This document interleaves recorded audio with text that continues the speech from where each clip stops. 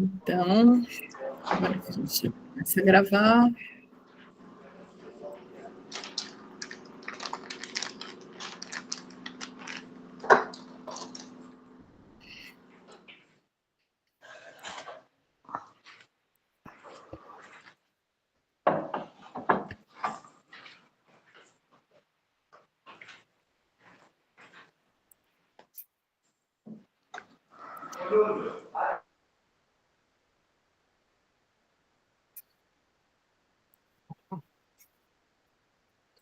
Deixa eu ver se está todo mundo com o microfone mutado, por favor. A gente vai então começar, né? Vou dando boa noite para todo mundo. Sejam bem-vindas e bem-vindos ao Cinelipsic. Eu vou começar com as apresentações. Eu sou Raquel Ferrari. Eu sou psicanalista e coordeno e faço as mediações dos debates do Cinelipsic. O LIPSIC é o Laboratório Interinstitucional de Estudos da Intersubjetividade e Psicanálise Contemporânea, coordenado pelas professoras Marina Ribeiro e Elisa Sintra.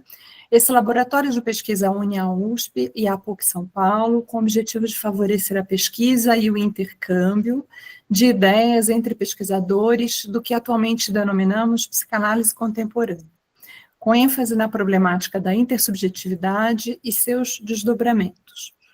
Concebemos a psicanálise contemporânea como constituída e estruturada por meio de diálogos entre distintos corpos teóricos e tradições. Além de atividades acadêmicas e científicas, nosso laboratório organiza e promove debates e interlocuções mais amplas com diversos atores da cultura e suas produções, seja literatura, cinema, etc. O Cine Clube Lipsic é uma dessas atividades. Esse debate está sendo gravado e ficará disponível no nosso canal do YouTube. Lá vocês também vão encontrar as gravações de diversas atividades científicas do nosso laboratório e dos debates do Cine Lipsic. Estão todos convidados a nos visitar. Convido também a todas e todos a seguirem o perfil do nosso laboratório no Lipsic, do Lipsic, no Instagram, porque ali divulgamos datas de todas as nossas atividades.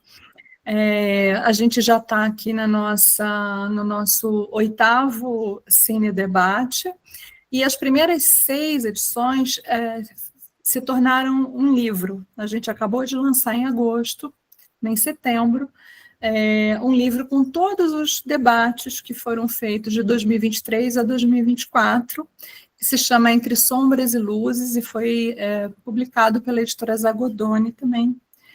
Quem quiser conhecer, está lá, né? Pela editora Zagodoni, vocês têm acesso ao livro.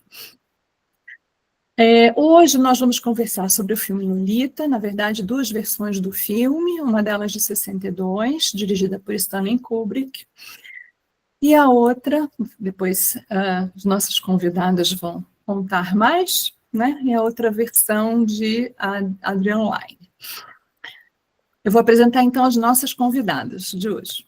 Adriana Barbosa Pereira, ela é psicóloga, psicanalista, mestre e doutora pelo Instituto de Psicologia da USP, professora doutora na PUC São Paulo, membro do Grupo Brasileiro de Pesquisa Sandor Ferenczi, organizadora do livro Sonhar, Figurar o Terror, Sustentar o Desejo, junto com Nelson Coelho Júnior. Ana Flávia Bezerra Maimone, psicóloga formada pela PUC São Paulo, especializanda em psicologia hospitalar no Instituto Central do Hospital das Clínicas da Faculdade de Medicina da USP. E Jennifer de Almeida Silva, estudante de psicologia na PUC, cursando o Núcleo de Relações de Gênero, Violência e Psicologia, Latinidades Insurgentes. Vocês, então, são muito bem-vindas ao nosso Cine Lipsic, uma grande alegria recebê-las aqui.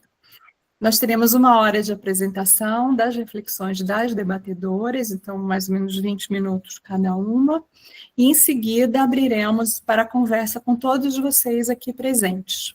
Pedimos que durante todo o tempo permaneçam com seus microfones desligados para que a gente possa ter uma boa experiência.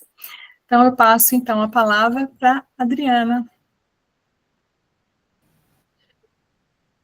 Kelly, obrigada pela apresentação, pela oportunidade de estar aqui, né, no Cine Lipsic, nessa série, né, queria também agradecer a presença de todos vocês, vejo conhecidos, amigos, alunos, né, sempre uma oportunidade muito bacana trazer as nossas pesquisas e o nosso pensamento para um público maior, né?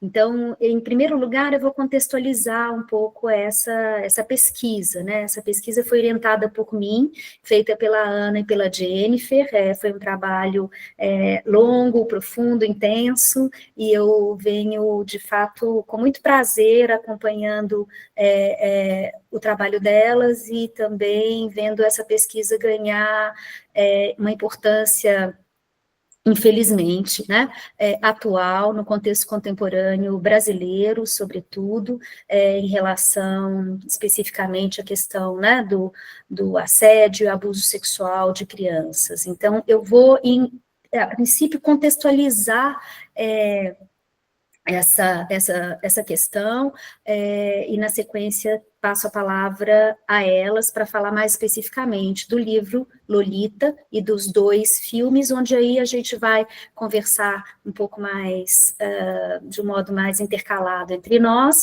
e também muito ansiosa para ouvir a opinião de vocês, as reflexões que esses filmes produziram, né, dentro do contexto contemporâneo. Então, um pouco por aí, né.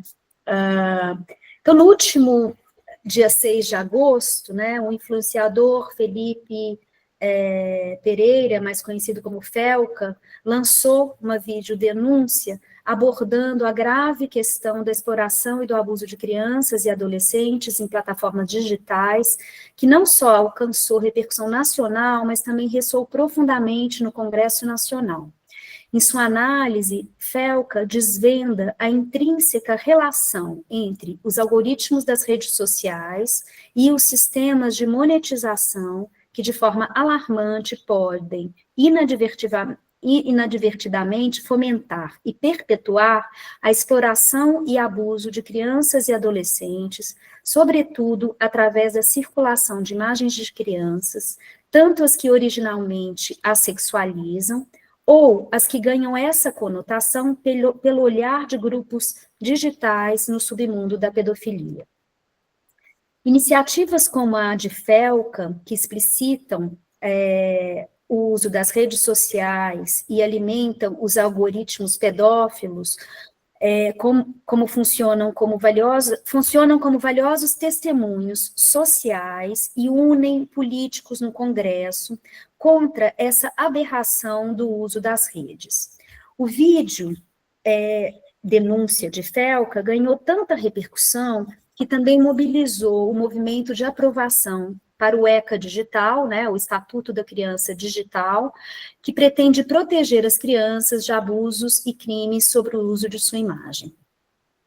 Vale destacar que os termos adultização e sexualização dizem de excessos abusivos que não reconhecem a posição da criança em diferença à do adulto. Isso não significa dizer que a criança deve viver em um mundo completamente apartado do mundo dos adultos, ou negar a existência de uma sexualidade própria da criança. A denúncia que está em cena é sobre a invasão da sexualidade infantil e dos objetivos monetários dos adultos, muitos seus cuidadores, com excessos que vão para além daqueles passíveis de elaboração pela criança. E nada desmerece a denúncia de Felca dizer que a pedofilia digitalizada, que produz efeitos individuais e sociais dramáticos, muito ainda desconhecidos por nós, é apenas uma face de um problema sistêmico e histórico da violência sexual contra os corpos, sobretudo de meninas, na cultura misógina brasileira. Um problema endêmico, não apenas da vida virtual, mas também da vida real, naturalizado, subnotificado e silenciado. Falar abertamente sobre os traumas da exploração e do abuso infantil, incluindo o histórico e persistente casamento infantil no Brasil, uma prática que por muito tempo foi tristemente normalizada, é um passo fundamental para romper o silêncio dessa forma de subalternização e violência que é perpetuada. Trata-se de um movimento social necessário para iluminar uma realidade que, por mais dolorosa que seja, clama por enfrentamento e transformação. Denunciando a mesma violência contra crianças na realidade da vida no Pará, o filme Manas, de 2024, dirigido por Mariana Brenhan, é um soco no estômago. A diretora premiada em vários lugares, né, fez um trabalho minucioso de ficção, cujo maior primor foi fazê-lo de maneira tão autêntica e direta que parece estarmos diante de um documentário. Uma ficção baseada em dados reais da violência sexual que vivem meninas ribeirinhas dentro das suas famílias e nas embarcações da região. A narrativa imagética de Mariana é tão eficiente e metalinguística que podemos dizer que sabemos de tudo que está por vir desde a primeira cena. E nós, como espectadores que temos sido diante da naturalização dos abusos contra crianças, assistimos passivamente a tudo acontecer. E é contra essa forma passiva de adoecimento individual e social que esse texto, que essa apresentação, que esse debate quer vir colaborar. Nossa intenção é trazer elementos para aprofundarmos o debate sobre o complexo problema individual e social do assédio e do abuso sexual, com as contribuições do psicanalista húngaro Sándor Ferenc. Seu texto, Confusão de Línguas entre Adultos e Crianças, nos ajuda a fazer uma leitura crítica de Lolita, do Vladimir Nabokov, articulados ainda com as teorias dos estudos de gênero.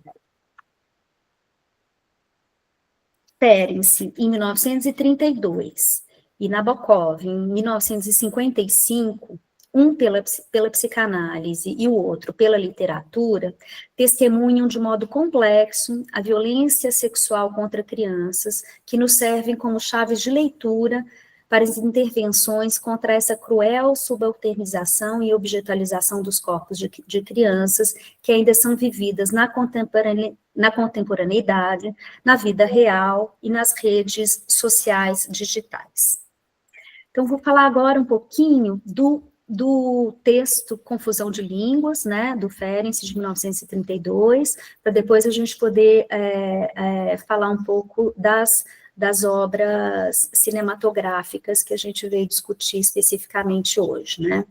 Em 1932, Ferenc húngaro, do primeiro grupo de psicanalistas das reuniões de quarta-feira, junto com Freud e outros tantos discípulos, escreveu um texto testemunho que a cada dia, infelizmente, parece se atualizar.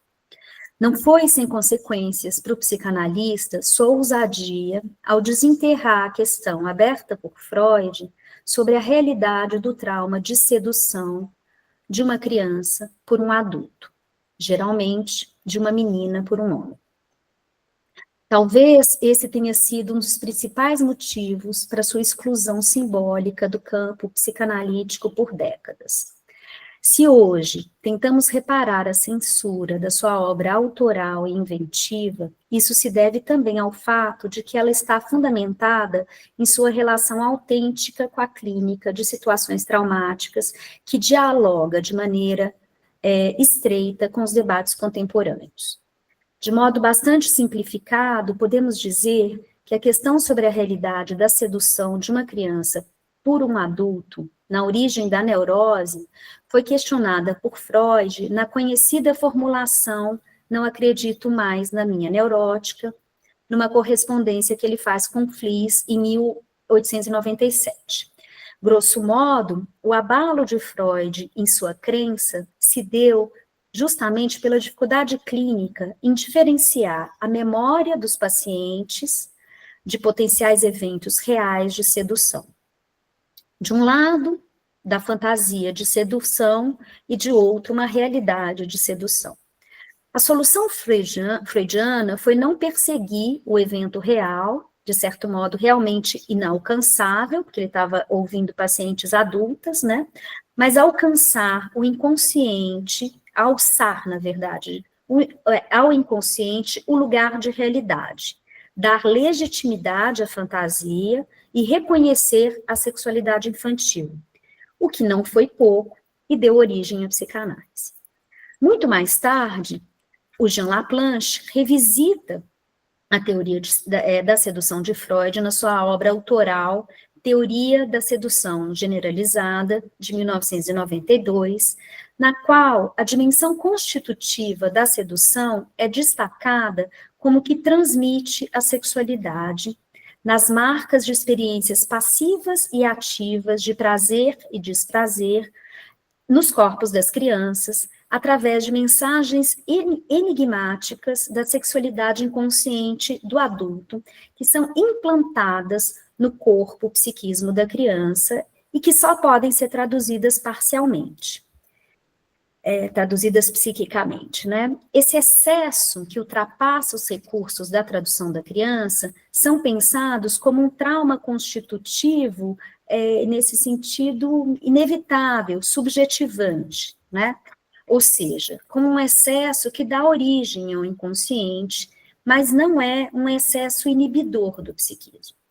Ainda que não possamos avançar nessa descrição, né, laplanchiana, e indicamos o estudo do livro do Laplanche na íntegra, o cito aqui para que a pedofilia e a sexualização doentia, né, das crianças não nos deixe perder de vista a sexualidade infantil e as formas erógenas e inconscientes que nos constituem de maneira saudável, né?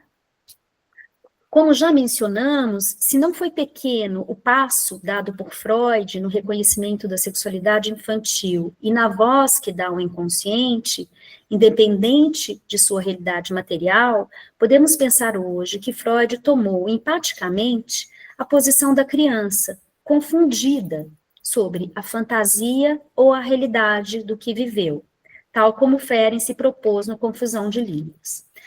Não vamos avançar nas possíveis resistências inconscientes de Freud por não ter levado a questão da sedução real adiante, e podemos dizer que sua posição ética foi dar lugar de fala para esses traumas, o que faz com que a clínica psicanalítica possa ser pensada como um espaço de testemunho de experiências silenciadas desde as suas origens. Isso não veio só com Ferenczi, né? Isso está lá também no Freud. No entanto, não é sem consequências, no nosso contexto clínico e político atual, o reconhecimento da realidade objetiva de uma experiência traumática, seja na sua dimensão individual ou social. Por isso, resgatamos as contribuições de Ferenczi para a compreensão da importância das denúncias reais, tais como as de Felca, na virtualidade das redes sociais e digitais, e as de Mariana, né, com o filme Manas, na realidade da vida das meninas ribeirinhas. E que também estão explícitas no filme e no livro Lolita. Então, voltando ali a 1932, Ferenczi chegou ao trauma precoce da criança abusada por um adulto por dois importantes acontecimentos clínicos. Pela experiência contratransferencial de pacientes excessivamente dóceis e passivos diante da sua própria agressividade, e pelo testemunho na clínica de pacientes adultos que declararam abusar de crianças. Ferenczi estava numa posição diferente da de Freud no contexto teórico clínico, no qual as ideias de inconsciente e de sexualidade infantil já estavam bem consolidadas, de tal modo que voltar-se para o impacto dos aspectos destrutivos desse ambiente primordial não ia desmontar o arcabouço, né, de conhecimento epistemológico da psicanálise. Seu texto veio resgatar uma questão crucial e perdida da relação do trauma de sedução com a realidade externa, os sofrimentos e violências vividas nesses desencontros. Se Freud não pareceu muito confortável com o texto Confusão de Línguas entre Adultos e Crianças, interpretado como um retorno desnecessário à primeira teoria da sedução, né, da realidade da sedução, por outro lado, Freud nunca descartou completamente a ideia de que uma sedução na realidade externa produza efeitos disruptivos no psiquismo. Em seu texto tardio, um esboço da psicanálise, de 38, ele afirma que as influências do meio, tais como a relação sexual dos adultos com crianças, ou a sedução por outras crianças mais velhas, e a exposição à troca sexual entre adultos podem afetar as crianças. Uma obviedade, mas que ele já estava ali também formulando, né? A facilidade com a qual podemos reconhecer esses acontecimentos como violências não é proporcional ao nosso cuidado coletivo para a prevenção desses acontecimentos que seguem acontecendo. Para contextualizar esse problema secular, os dados estatísticos são assustadores. 70% dos estupros de menores no Brasil acontecem em casa. 57 meninas entre 10 e 14 anos dão à luz por dia no Brasil. Como nos lembra Mili Lacombe, em termos coletivos, o lar é o lugar menos seguro para uma criança no Brasil, uma vez que as violências são cometidas por homens conhecidos. A maioria das famílias estão rendidas pelo excesso do trabalho e pelas violências do machismo. Voltando a Ferenc, em seu polêmico e fundamental texto de 32, o húngaro está alinhado com Freud e reconhece a sexualidade da criança, mas dirá que pode haver uma confusão entre o jogo infantil e os desejos sexuais de quem já atingiu a maturidade sexual. A confusão de línguas tem efeitos retraumatizantes quando o abuso é negado, tanto pelo abusador quanto por outro adulto do círculo de afeto, confiança e dependência da criança. Assim, pensa-se o trauma em dois tempos. No primeiro, o adulto confunde a linguagem de ternura da criança, uma sexualidade terna, né, com a própria, a linguagem sexual da paixão. A reação da criança amedrontada pela intensidade e estranheza do vivido é submeter-se à vontade do agressor, esquecendo-se de si mesma, adivinhando seus desejos e identificando-se totalmente com ele. O efeito mais danoso dessa experiência é que, na identificação com o agressor, esse se torna intrapsíquico. Ferenc acrescenta: não é só o agressor quem é introjetado, mas também o seu ódio e sentimento de culpa, de maneira que a confiança da criança no testemunho dos seus sentidos, dos seus próprios sentidos, se desfaz ou se inibe. Ela se acredita maldosa e responsável pelo abuso, e ela se adultiza de uma forma precoce. Parece mais seguro para a criança aceitar o sentimento de culpa do que abrir mão do amor e da dependência do adulto. E para isso, ela tenta recuperar o estado de ternura anterior ao trauma. O agressor torna-se o parceiro do eu, de regiões do eu, produzindo clivagens narcísicas, clivagens do eu arcaicas.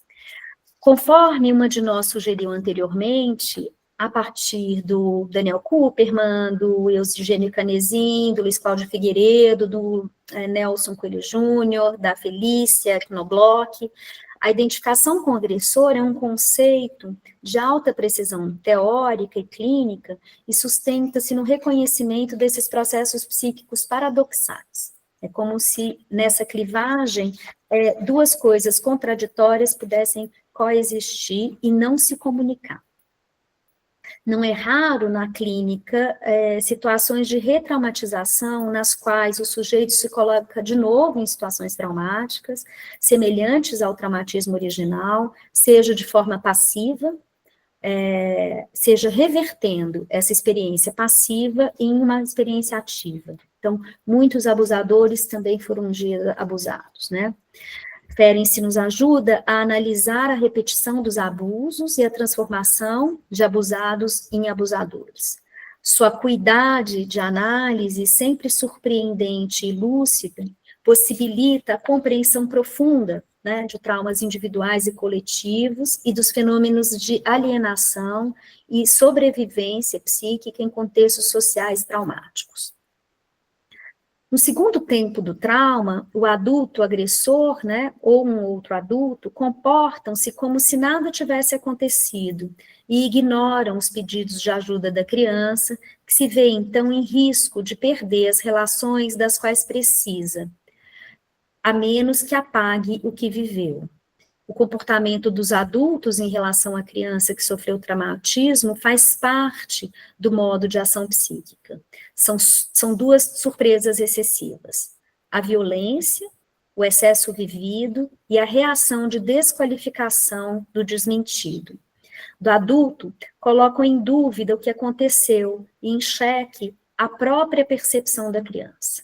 Aqui, o reconhecimento e a atribuição de sentido para uma experiência de violência farão toda a diferença no modo como esta será inscrita psiquicamente.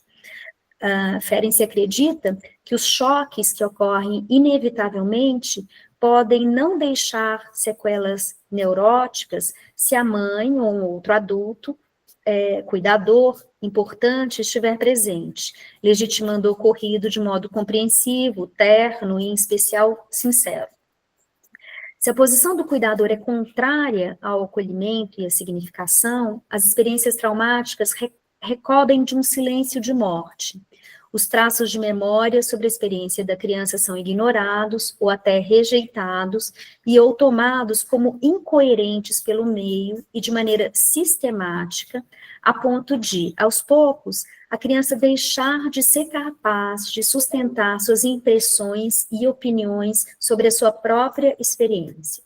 Esse mecanismo pode ultrapassar o que se refere à experiência traumática original e abalar de um modo bastante amplo a percepção e as inscrições da experiência.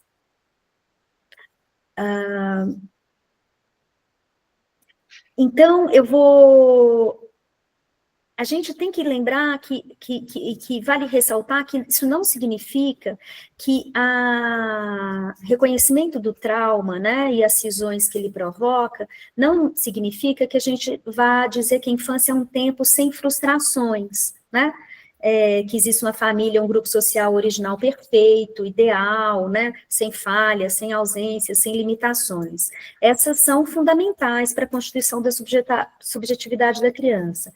Porém, em alguns contextos, a ausência de um outro primordial, né, daquele que funciona como intérprete do corpo e do mundo para as crianças, são excessivas, são antes do tempo, a criança pode se inscrever de um modo constitutivo na falta de uma contenção psíquica, de um ambiente e de um outro que possa fazer essas traduções mais coerentes com as suas próprias percepções, né?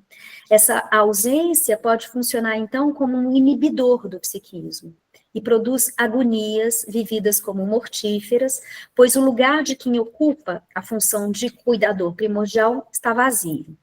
Em tempos primordiais, a ausência dessa função promove efeitos importantes, dado que a subjetivação e desenvolvimento não são processos espontâneos, mas fruto de um intenso e fino trabalho corporal, afetivo e de significação entre adultos e crianças, né?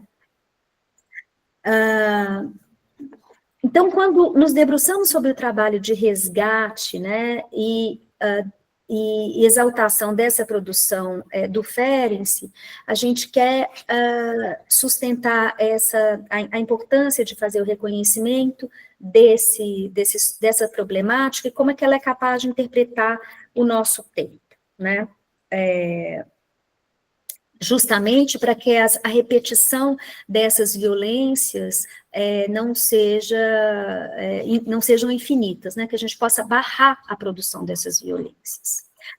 E antes, então, de passar propriamente ao debate, né, e as considerações que a gente pôde fazer em relação ao livro Lolita e aos filmes, eu quero falar um pouquinho para vocês da importância, né, dos objetos da cultura dos objetos mediadores, do que a gente também pode, junto com o Boulas, chamar de objetos transformacionais, né, que permitem que a gente faça elaborações psíquicas e afetivas, né, através desses objetos, do cinema, da literatura, e que nos mobiliza de uma forma sensível, que é a experiência estética é capaz de fazer, e que pode produzir muito mais transformações, né, individuais, sociais e de grupo, eventualmente, do que os nossos argumentos, né? Então, a gente pode tomar esses objetos como um aliado, né, de uma sensibilização sobre temas que são difíceis de serem tratados, que é difícil de tocar em nós, né? E eu acho que eles são excelentes recursos para serem trabalhados. Ao mesmo tempo, né, para os temas serem trabalhados. Ao mesmo tempo, a gente vai pensar como esses espaços de debate, para que essas leituras e a nossa apreciação, né, o que vemos e o que nos olha, né, que é o título de um livro do Didi Huberman, um esteta que trabalha bastante com a psicanálise, é que a gente precisa partilhar as impressões, né, e os efeitos dessas obras, porque pode ser muito solitário e não produzir todos os efeitos que têm potencial as obras, se a gente os vê de uma maneira muito ou individual, né, ou a gente não tem muito acesso do o que cada um viu, né, e poder compartilhar isso é muito rico. Então, mais uma vez, agradeço o convite para a gente poder conversar sobre o Lolita, e passo a palavra aí a Jennifer, Ana, e vamos seguir a conversa. Obrigada, Adriana. Eu acho que nesse final você tocou bem o ponto do nosso objetivo aqui do Cinelipsic, né, que é justamente criar esse espaço de compartilhamento da experiência que cada um tem com esses objetos da cultura, né, que no caso, no nosso trabalho aqui, é o cinema, né, e mesmo a literatura se convertendo em obras cinematográficas, né. Então, Jennifer, Ana, podem seguir. Acho que a gente vai aí conversando juntas, né? Uhum. Mas acho que para começar um pouco, assim, né? Para a gente poder ir se aquecendo, acho que tem uma coisa que eu e a Ana, a gente gostaria de voltar um pouco, né? Porque a chamada do próprio evento, inclusive, tem uma capa, né, específica, que é uma das capas do filme do Kubrick, né? De 62. Mas acho importante dizer que o Lolita de Kubrick e Lolita de Adrian Lyne, né, em 97, só surgem porque existe uma primeira Lolita, que é a Lolita de Nabokov, né? Não sei quantos aqui já leram o livro, já pegaram no livro fisicamente, ou olharam ele para poder comprar. Tem uma coisa muito interessante, e uma barra fofoca, assim, mas que também é importante para a análise, né?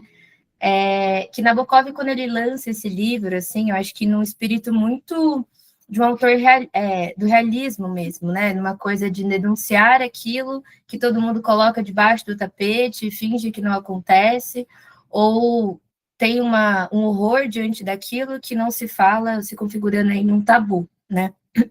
Ele tem uma coisa que, quando ele lança esse livro, ele pede, inclusive, para que na capa nunca se coloque uma menina. E um desenho dessa menina, um retrato dessa menina. E aí a gente achou interessante, assim, um pouco como que também foi a divulgação do evento, né? Porque também vai ressoando um pouco como os próprios diretores, né? Tanto o Kubrick quanto o Adrian Lyne, que depois vão fazendo readaptações, né, do livro, aí mais no cinema, não respeitam esse pedido do Nabokov.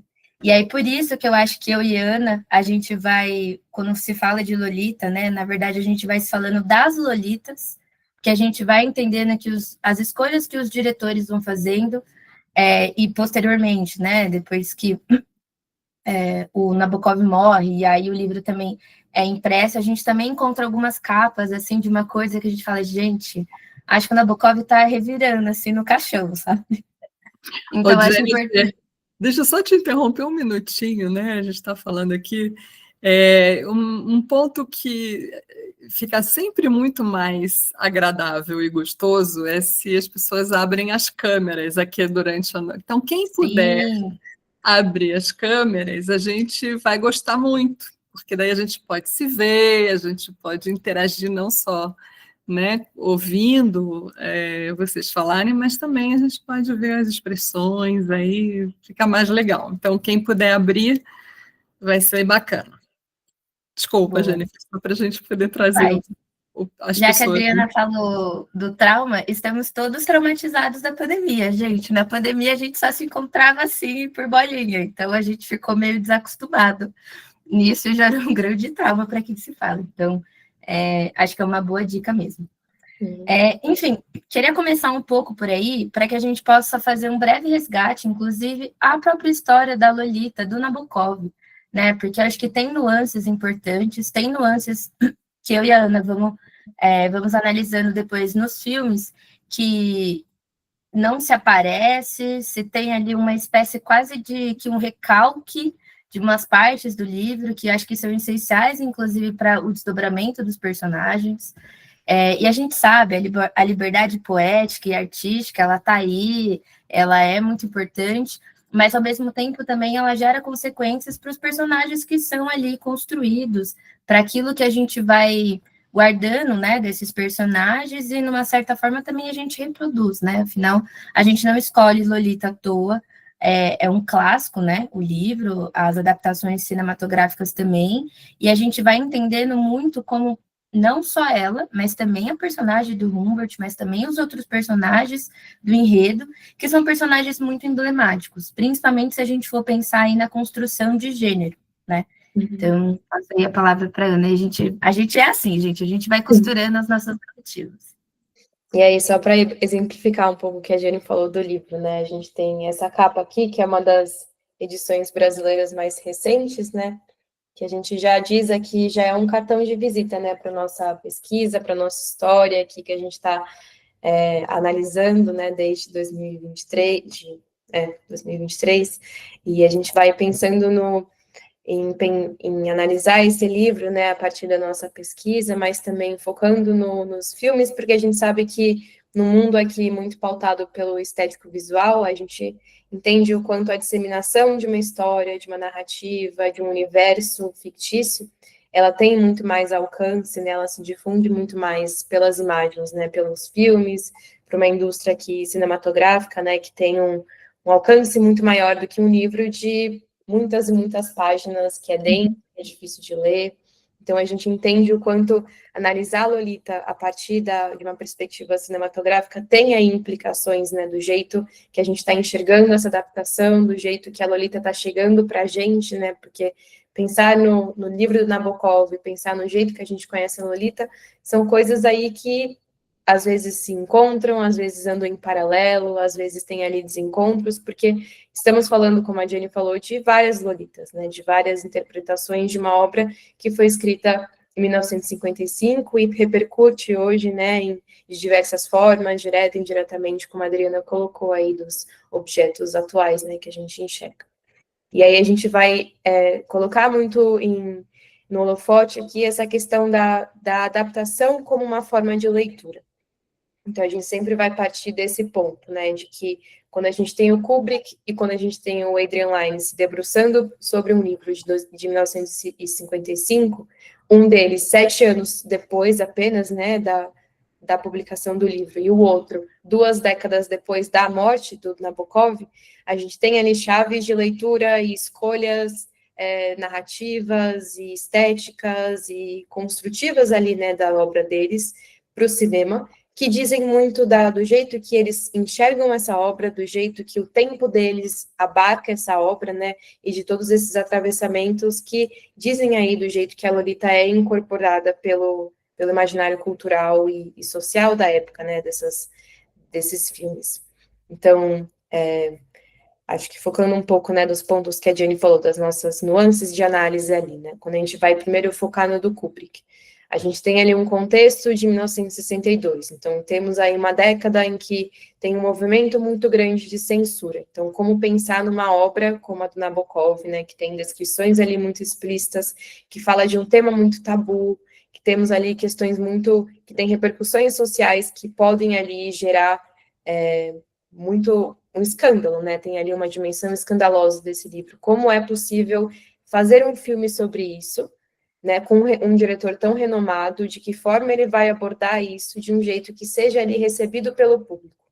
Então, a gente tem ali uma construção de narrativa que vai dar a Lolita um tom um pouco mais traiçoeiro, um pouco mais trapalhado, um pouco mais de cacetadas, né, que a gente pensa de algo um pouco cômico, que tem ali o humor como um mecanismo ali, né, de construção, que vai tirando esse caráter de sátira bem irônica, sátira ali que tem uma profundidade muito grande, né? Então, a gente tem ali um filme que vai brincar muito com esse jogo de gato e rato, de uma questão ali de personagens que têm uma perspectiva mais cômica, né, na história, que vão colocando ali essa narrativa da Lolita de um jeito ali que é digestível, né, pelo público geral.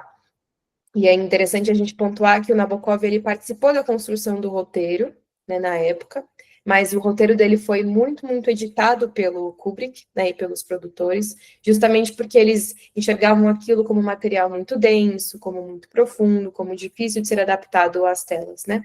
E aí isso tem implicações, claro, né, para a construção narrativa do filme.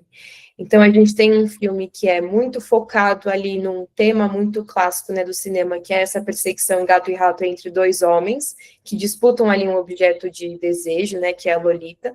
Então, a gente tem uma cena inicial que vai falar sobre essa disputa, a gente tem momentos ali de troca de faíscas entre eles, né, e um enfoque muito grande nessa relação de competição entre eles, e que a Lolita, que dá nome ao filme, acaba ficando em segundo plano. Então, a gente tem ali em primeiro plano, a gente tem essa competição entre esses dois homens e uma personagem ali que dá nome à história, que é o objeto ali da narrativa do Humbert, como alguém que vai ficar em segundo plano. E o que isso diz da época, né? O que isso diz dessa visão de uma masculinidade ativa, ali de uma competição masculina entre dois homens, isso vai falando sobre o jeito que essa construção narrativa, né, foca muito nisso e deixa de falar sobre uma história de abusos, diários, né, recorrentes, de uma violência muito profunda ali, né? Então, a gente tem esse enfoque ali nessa competição, a gente tem uma Lolita que é muito mais adultizada, então, temos ali um corpo muito mais adultizado, temos uma atriz que é vestida de um jeito mais adultizado, e aí também, né, nos bastidores, trazendo outro dado aqui para vocês, a gente tem o produtor do filme falando algum tempo depois sobre a escolha da atriz da época. E ele fala muito sobre como o Kubrick ele queria uma atriz que fosse convencionalmente atraente. Então, enquanto no livro a gente tem uma adolescente de 12 anos, que tem ali descrições de pé sujo, aparelho, cabelo sujo, a mãe tem que toda hora mandar ela tomar banho, ela é uma pré-adolescente de 12 anos.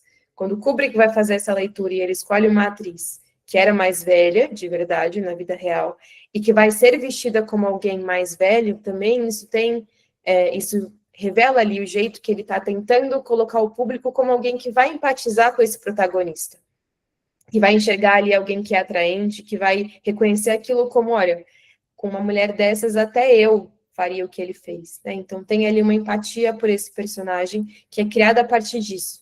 E é esse o intuito, né, do diretor e dos produtores, de criar ali uma personagem que sensualizasse, que seduzisse o público, né, nessa perspectiva ali de um público masculino que quer ser sensualizado e excitado ali pelas imagens do filme, né. Acho que só uma complementação, Ana, que é interessante, né, porque se o Kubrick faz a escolha, e a gente sabe que ele não faz sozinho essa escolha, né, até porque na hora que o Kubrick no momento que o Kubrick vai lançar esse filme, o Kubrick ainda não era o Kubrick, né, assim, esse Kubrick que a gente conhece e tudo mais, ele ainda estava ali um pouco no começo da carreira dele.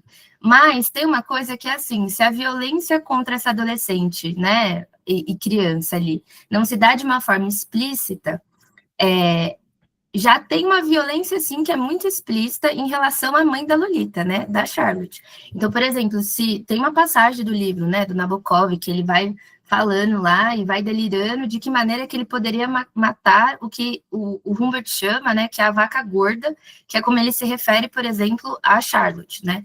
É interessante porque no Adrenalin não aparece essa cena, assim, dele pegando na arma, dele pensando em matar ela para poder ficar com a Lolita e tudo mais. Já no Kubrick, essa violência contra a mulher, aí já adulta, ela já é permitida nesse sentido de poder aquilo aparecer em tela, né? E aí isso já é uma coisa que é interessante, assim, por que falar sobre uma violência contra uma mulher é ok e permitido, mas uma violência contra uma mulher criança, não, mesmo que ela aconteça com muita frequência, né? Então, acho também que é importante a gente poder falar sobre essas escolhas, né? E como aquilo que se recalca, aquilo que se dá luz, no outro diretor também, essa violência contra a mãe é uma coisa que não aparece, né? Vai lá, Adriana. Então, acho que é interessante isso, como é que cada uma dessas mulheres, né, são retratadas e o que ela produz no espectador, né, de uma maneira geral, mas que aparece no segundo filme, né, do Line, a medicação, né, ele medica a mãe para dormir, né, de certo modo ele também vai enlouquecendo ela, né, não só o personagem é tratado como um personagem que está, de fato, perturbado, né, e é como se a figura masculina ficasse bastante preservada, né, como se a loucura dele fosse menos loucura, né, do que a coisa exaltada, explicitada, né, que chama atenção, o erotismo que aparece muito, no Kubrick ela bebendo muito, né, tem um retrato de uma mulher perturbada, né,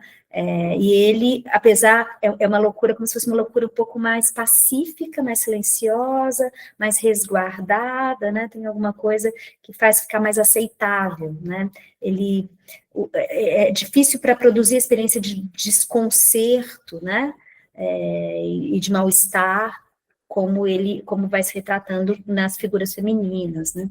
Uhum.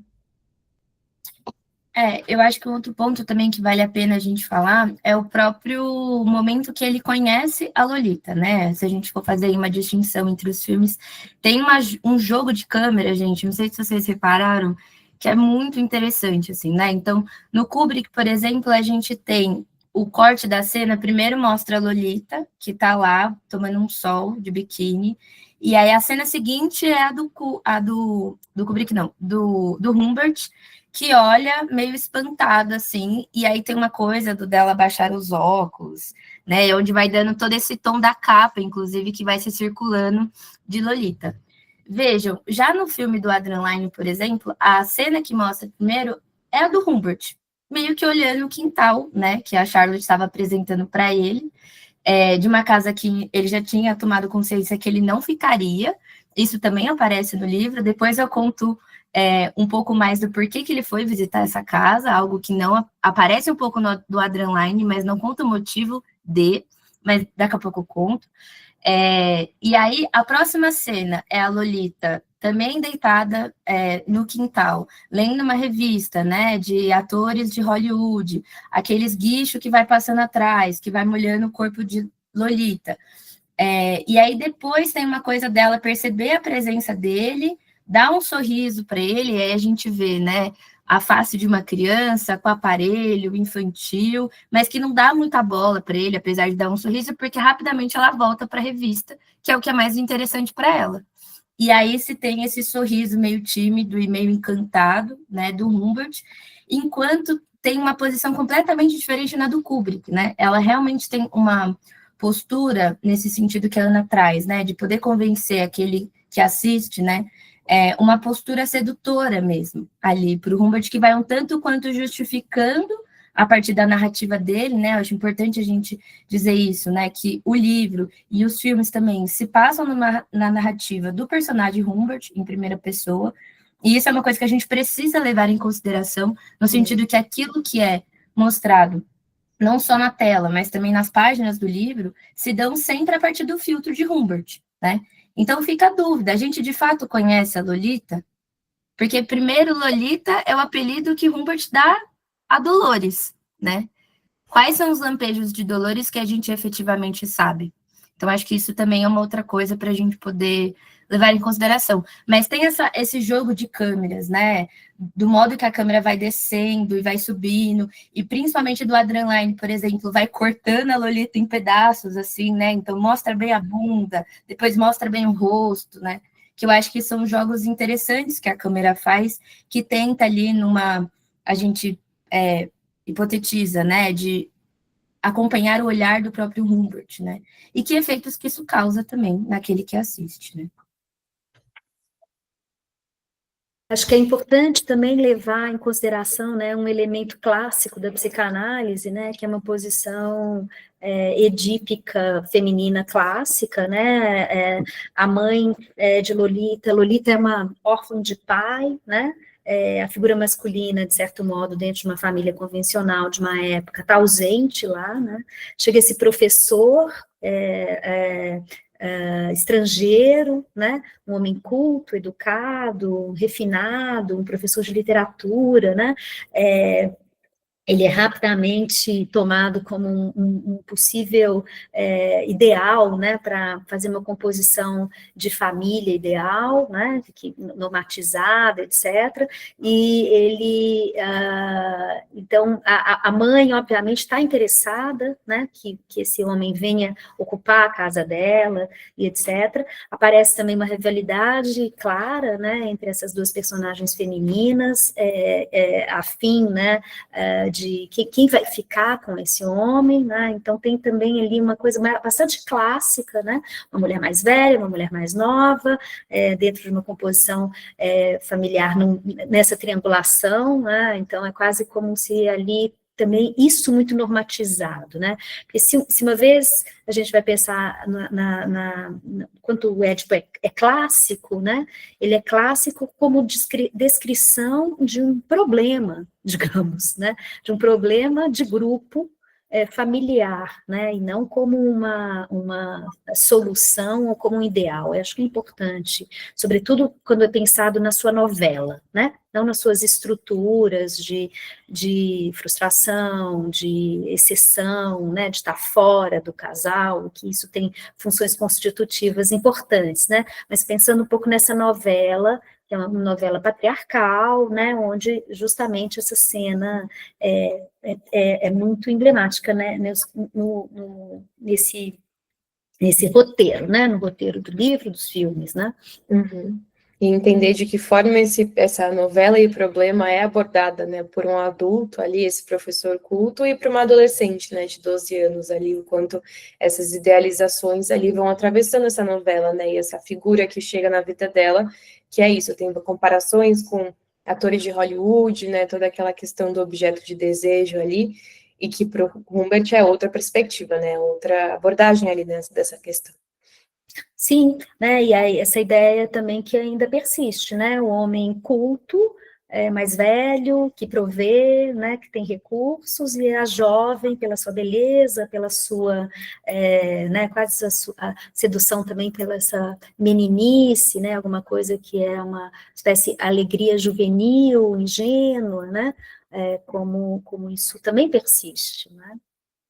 Enquanto isso que a gente traz de trazer a empatia ali do espectador, né, do público, para entender essa dinâmica, né, entre a Lolita e o Humbert, se vale muito disso, né, de ter esse conhecimento de algo tradicional e social, de que a gente vê esses pares muito presentes, né, no dia a dia. Então, é uma combinação muito comum para a história do Brasil, né, falar sobre o casamento infantil, para essa constituição de família, né. Então, essa dinâmica, né, entre um homem mais velho e culto e uma menina que tem ali um ar de jovem, né, algo ali dessa composição dos dois, é algo que é uma estrutura ali muito presente, né, no nosso imaginário, e a gente enxerga esses dois a partir dessa lente também, né, de tentar ali entender algo que é comum para o nosso imaginário cultural e que não é permeado por essas violências que os filmes eles acabam abafando de jeitos diferentes, né, então enquanto a gente fala ali né, do Kubrick, que é um diretor, né, que como a Jenny falou, que estava ali em construção de carreira, mas que tem ali uma produção artística pouco voltada para o romance, né, mais voltada para essa questão de coisas técnicas ali, um jogo mais técnico de câmera, né, a gente tem o Adrian Lyne, que é um diretor diferente do Kubrick nesse sentido de pensar filmes românticos, um romanticismo ali, um sentimentalismo, uma fantasia, que vai servir de molde também para a adaptação dele do Lolita, né, então, enquanto a gente tem ali no Kubrick algo mais dessa questão de perseguição, de competição, tem ali um tom cômico, o Adrian Lyne ele já vai trazer uma visão um pouco mais verossímil ali da narrativa literária, mas que é atravessado por esse estilo dele, né, de romantismo, de sensualismo, de sentimentalismo, que vai preenchendo esses buracos ali que ele deixa faltar na narrativa dele e que são tão essenciais para esse caráter ali violento do livro, mas que vão ali criando uma nova perspectiva da Lolita que se baseia muito nisso, né, de uma relação ali romântica de igual para igual, que a gente tem ali um par ali que se ama do mesmo jeito, né, então a gente tem obtenção de prazer dos dois em cenas eróticas entre eles, que isso não é presente no livro, e isso abafa ali toda a estrutura de troca de favores entre os dois, porque em nenhum momento a Lolita e o Humbert se viram ali no relacionamento de igual para igual. Se o Humbert estava ganhando satisfação sexual e ganhando ali o uso do corpo dela, ela estava ganhando em troca favores, dinheiro, balas, né, alguma recompensa por isso. E quando você tem ali uma construção na escola, inclusive, né? Sim, exato. E quando você tem ali uma construção de cena que vai falar desse erotismo, que vai falar ali de um momento ali de uma relação sexual entre duas pessoas que estão ali falando a mesma língua, né, para usar o Ferenczi também, você vela isso, né, você coloca ali um véu sobre isso, e isso é uma forma também, como a Jenny falou, de uma violência acima da violência que não se aparece, né, uma violência de silenciamento, de ocultação. Mas acho que é importante dizer, né, que a diferença do primeiro filme para o segundo, né, é que no segundo a gente tem essa tentativa de um pouco mais verossímil em relação à obra literária e também aos paradoxos, né, da experiência de ambos os personagens, né, eles vão enlouquecendo um pouco ao longo, né, dessa viagem de carro, as coisas vão ficando um pouco mais desconcertantes para o espectador também, né,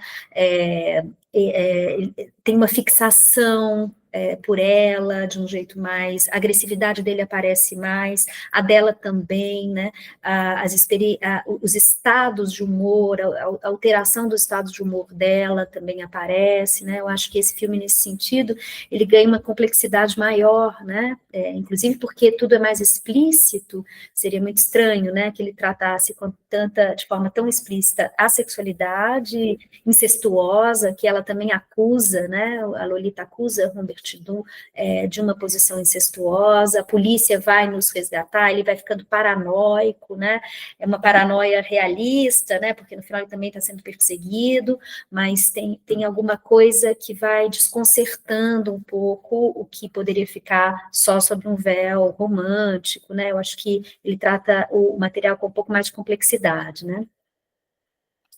E aí é interessante, né? Porque ao mesmo tempo que tem essa escolha, né, por algo mais explícito, o que a gente vai observando assim nos filmes que tem uma coisa que, e aí sim, né? Eu acho que a gente coloca inclusive no lugar do recalque, assim, né? Que é falar sobre o passado do Humbert.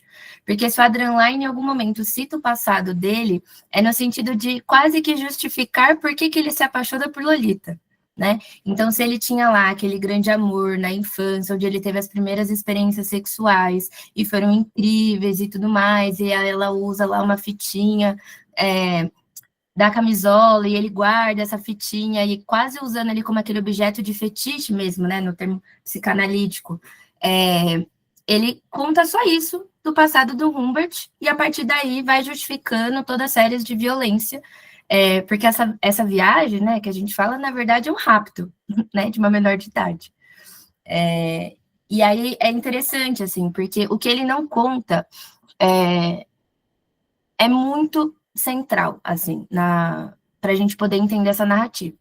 Primeiro, acho que tem uma coisa do passado mesmo, assim, do Humbert, no sentido que ele tem perdas significativas muito importantes, desde a mãe dele aos 3 anos, desculpa, que é atingida pelo raio e morre. Depois, uma tia que acaba tendo essa função materna e que diz para ele em algum momento que quando ele fizesse 16 anos, ela iria morrer, e efetivamente morre.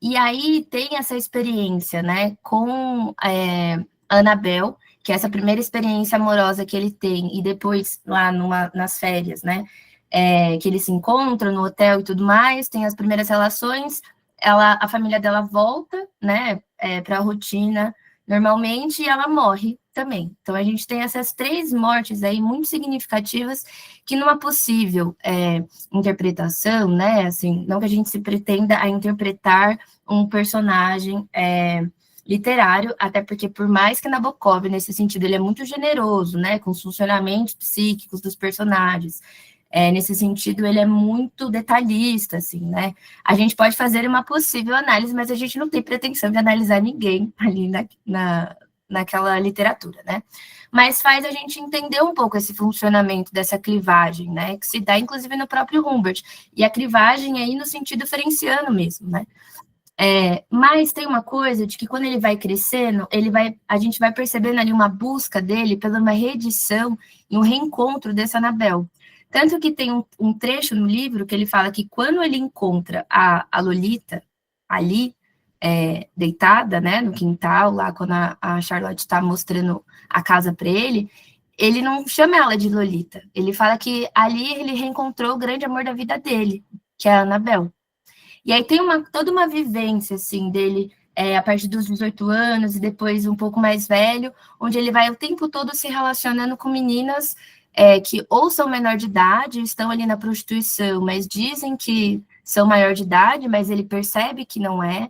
Ele já quase entra numa enrascada, assim, de uma moça que percebe esse gosto peculiar dele, leva ele para um lugar, de repente ele percebe que ele caiu no golpe e ele sai correndo com medo de ser preso. Ele se casa, inclusive, com uma mulher que tinha muitos traços de menina e tinha um jeito de menina, porque em algum momento ele começou a ficar preocupado se as pessoas não iam desconfiar, porque ele, um homem tão padrão, né, tão inteligente, tão bonito para os padrões ali de beleza europeia e obviamente, branca, né, que como assim ele não estaria casado? E aí ele efetivamente se casa com a Valesca, né? Ele tem umas saídas, assim, no dia a dia dele, onde ele vai para praças onde as crianças estão lá para poder brincar, para ficar observando crianças. E aí são cenas, assim, que o Nabokov, ele, né, o rei dos detalhes, assim, e por isso que é um livro tão difícil de ler, que vai te causando, assim, um nó no estômago, assim, sabe? Porque ele vai narrando aquele olhar, assim, muito objetificante mesmo, né, desse corpo infantil, e quase que vai tendo uma ereção, e vai narrando essa ereção, inclusive no livro. Qual que é o problema, né, que vocês acham que tem quando o diretor, ou os diretores, né, nesse sentido, decidem não falar sobre esse passado, onde desde muito tempo, inclusive, ele vai se colocando nesses ambientes públicos e tem um desejo que não fica só no campo da fantasia, mas vai a ato, né, de efetivamente praticar um abuso. Mesmo que o autor ali, em algum momento, ele vai falando, ele tem uma meia-culpa, assim, no sentido, ele vai falando, mas eu sei que isso é errado, mas veja, caro leitor, ele fica o tempo todo conversando com o leitor, e que, assim, eu tendo a imaginar que sempre é um homem, inclusive, né? Ele vai meio que justificando, assim, que é uma coisa normal, que é uma coisa que sempre acontece, que nas vielas da Europa é normal a gente encontrar meninas que se dizem maiores de idade e estão na prostituição, né? Então, acho que causa um peso, assim, importante, e acho que uma fratura mesmo, né, no personagem que é desenvolvido no cinema, quando a gente tem esse apagamento desse passado. Porque aí, justamente, principalmente nas lentes de Adrian Lyne, né, que vai ele construindo uma narrativa que vai se assemelhando ali do romance, a gente assiste e tem a impressão que se trata de um homem que, infelizmente, acabou se apaixonando por uma menina. né? Como se aquela fosse a primeira vez, inclusive. E eu acho que isso é um tom importante, assim, uma crítica que a gente faz, assim, desses elementos que faltam na narrativa. Inclusive, eu falei que ia falar, só rapidinho, Ana, quando ele vai para os Estados Unidos, inclusive, né, e ele vai ficar na casa do cara lá, do professor, que infelizmente acabou pegando fogo, e só por isso que ele vai conhecer a casa da Charlotte, e no primeiro momento, quando ele olha aquela bagunça, ele fala, nossa, não vou ficar aqui. Tem uma coisa que, assim, ele ia ficar nessa casa desse professor, porque ele, inclusive, tinha 2 filhas, uma bebê e uma criança de mais ou menos uns 6 anos, assim. E aí ele começou a nem conseguir dormir, porque ele estava imaginando como seria o dia a dia dele cruzando com essas meninas.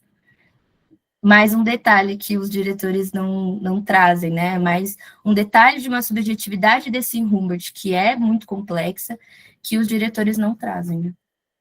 Vai lá, Ana, desculpa.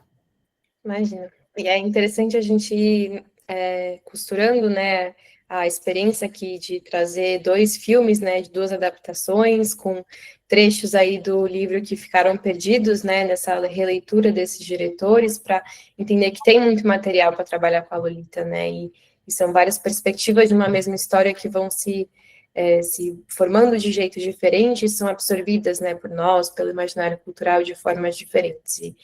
E é o que a Adriana colocou no começo também, de entender esse debate e esse lugar aqui de debate desses filmes, né, retomando uma obra aí de muitas décadas, mas que é tão atual, né, e que resgatar toda essa profundidade, toda essa complexidade de um livro que foi absorvido pelo imaginário cultural e que teve aí perdas e fragmentações muito importantes que acabam tirando ali esse caráter tão profundo e tão crítico e tão satírico, né, que o Nabokov coloca ali na narrativa dele, né, e desfazendo esse processo do desmentido, que foi o que a Adriana trouxe, né, e que se atualiza com o jeito que essa história é absorvida pelo imaginário cultural, pela sociedade, pelas leituras ali, né, de diretores que vão desmentindo esse abuso, né, desmentindo ali o sofrimento da Lolita, uma vida inteira, né, de violência, de toda uma posição de vítima que é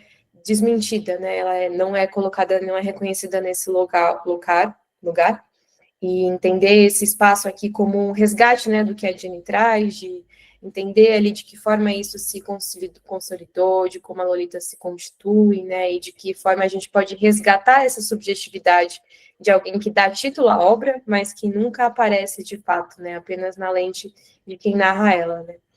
E aí, para encerrar, e a gente pode ir junto com as percepções e as colocações aqui, trazendo um pouco mais do livro, né, como aí um elemento a mais para a discussão, mas queria trazer um trecho do prefácio do livro, que é escrito pelo Nabokov, mas ele coloca ali como uma narrativa do Humbert, né, o livro é escrito em primeira pessoa e é um diário que ele escreve na prisão, depois dele ser encarcerado pelo assassinato do competidor dele, né, o Claire Kilt, não por causa dos abusos cometidos por ele, mas ele vai criar ali um editor fictício para essa obra do Humbert, né, que é publicada, e esse editor, ele vai colocar aqui uma pontuação a respeito da história da narrativa do Humbert. Ele fala que Lolita, né, a obra que o Humbert, como narrador, escritor fictício, escreve. Lolita deveria fazer com que nós todos, pais, assistentes sociais, educadores, nos dedicássemos com vigilância e consciência ainda maiores à tarefa de criar uma geração melhor num mundo mais seguro.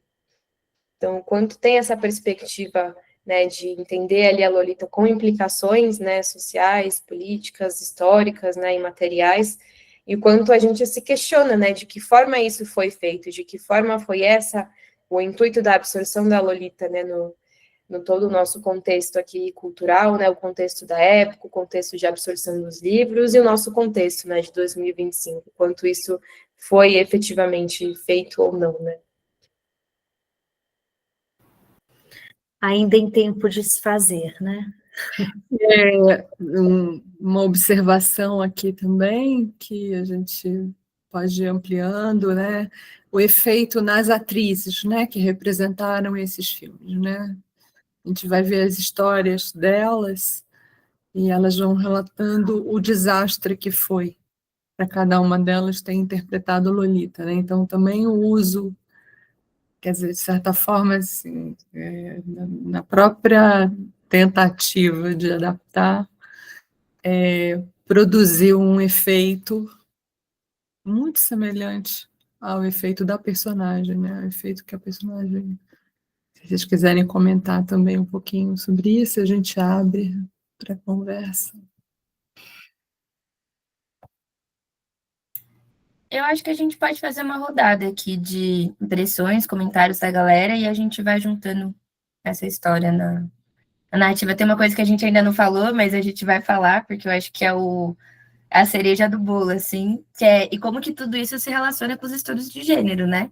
Porque Lolita se reedita em vários outros filmes.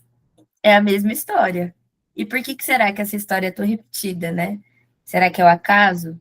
Será que é uma coisa de, nossa, a equipe do roteiro, os diretores, de repente ficaram sem criatividade?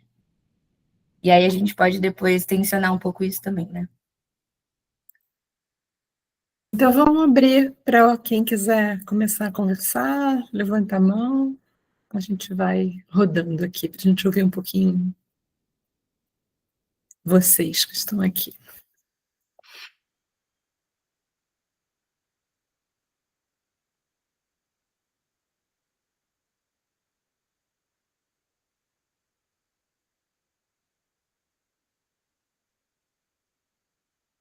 Daniel. Oi, boa noite, tudo bem? Eu fiquei muito curioso sobre isso das capas, e a minha edição é essa daqui, e eu fiquei muito curioso sobre... Não sei se vocês já viram essa capa.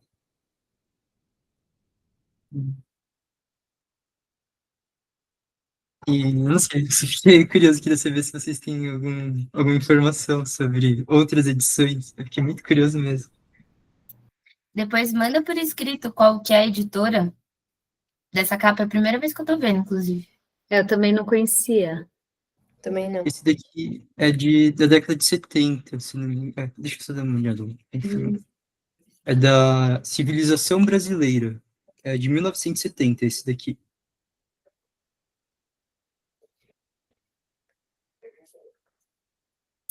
Eu posso fazer um pequeno comentário, assim? Mostra de novo a capa. Só para ver uma coisa, se é uma coisa que eu estava pensando. Temos uma menina, né, que tem ali uma centralidade e um pobre coitado que está no cantinho da capa, né? Vocês também vão vendo a mesma coisa que eu estou vendo, assim? E aí, como não lembrar, né, quando do Adreline ele vai falar isso, pega esse trecho, que é o do livro mesmo, né? Que é quando o Humbert, naquela coisa, né? Bem psicanalítica, assim, do tipo, olha só, não sou eu que tô te abusando. É que você me enfeitiça. E aí, ora, eu, pobre homem, coitado, né? Pego pelos seus desejos diabólicos de bruxa. Fui enfeitiçado. E é isso, né? Eu tô assim fazendo uma paráfrase, né? Mas é um tanto quanto cômica também, porque a gente lembra de algum discurso de, mas também olha a roupa que ela estava usando. Também cadê a família, né? Olha como esse discurso se reatualiza, né? Nessa projeção do desejo do outro, né? Então, na verdade, se eu te violento, é porque você me desejou tanto e me enfeitiçou, e aí eu caí nos seus desejos, né? Me veio um pouco essa figura, não sei porquê, assim, dessa menina muito centralizada, assim, num aspecto meio bruxa, meio feiticeira, e que o Nabokov fala quando ele vai descrever, né, o que o Humbert vai falar como ninfeta, vai falar esse pobre demônio diabólico, né, que nem sabe do seu poder que tem, mas que é preciso ser um louco e um solitário para perceber ali a ninfeta. E acho que também, né, só para, antes de passar a palavra para a Diva, pensar um pouco como cai nos estereótipos também dos modos de funcionamento obsessivo e histérico, né? Vamos lá, o obsessivo fechado, né, e quando o desejo vem, ele é inadequado, culposo, mas também realizado e objetalizante, fetichizante, né, e o histérico que seduz, né, e o corpo ganha um lugar de prevalência e de não contenção, né. Diva. Oi, boa noite. Boa Quando eu entrei um pouquinho atrasada, mas quando eu comecei a ouvir sobre a capa, eu falei, nossa, eu tenho o livro, deixa eu ir lá buscar para ver a capa. Eu estou com aqui uma edição da Folha de São Paulo, e é uma colegial, não sei se dá para vocês verem. É uma menina de meia 3/4, um sapatinho preto, uma saia xadrez de prega, aparece só não é nem da cintura para baixo, é do joelho para baixo. E eu acho que é muito interessante porque ela não é de jeito nenhum sedutora, me parece recatada aqui, né, nessa imagem que eles colocaram, uma menina bem comportada, digamos assim. E eu estou vendo aqui na contracapa, a foto é de W. Vus, Arquivo Alinari, Design Original, La Repubblica Itália. E a edição do livro, porque esse aqui é uma capa feita pela Folha de São Paulo, que deve ter sido uma coleção, e a capa original é isso aqui, é um livro encadernado, uma encadernação dessas mais convencionais, né? Mas me chama muita atenção, porque acho que vocês comentaram muito bem sobre a questão do apelo, né, que esses diretores fazem, né? Eu tinha assistido há muitos anos a segunda filmagem da Lolita, eu não me lembro de jeito nenhum da mãe, eu fiquei aqui pensando, eu falei, gente, onde é que estava a mãe? E aí, ontem, para o debate, eu comecei a ver a de 1961, né, parece que. E achei, assim, muito diferente, né, o enfoque, né, do diretor sobre aquela relação lá da mãe com a filha, porque em determinado momento a mãe, ela até, de fato, aparece, vocês falaram da rivalidade da mãe com a filha, e ela chama a menina meio de endiabrada, assim, né, uma menina difícil de conter, parece. Mas, de qualquer modo, o tom da sedução da menina, eu acho que ele está nos dois, nas duas montagens, né? Que, de certa forma, tenta, eu acho que essa é uma ótica talvez masculina, né? De tentar, não chega a ser um desmentido, mas é tipo, ela provoca, como acho que a Jennifer falou um pouco, né? É como se a consequência só pudesse ser esse abuso, de acordo com o comportamento da menina. É só isso, eu não fiz nenhuma reflexão assim mais aprofundada, mas me chamou bastante atenção essa questão aí que vocês colocaram do aspecto sedutor da menina, né? Como se ela tivesse provocado.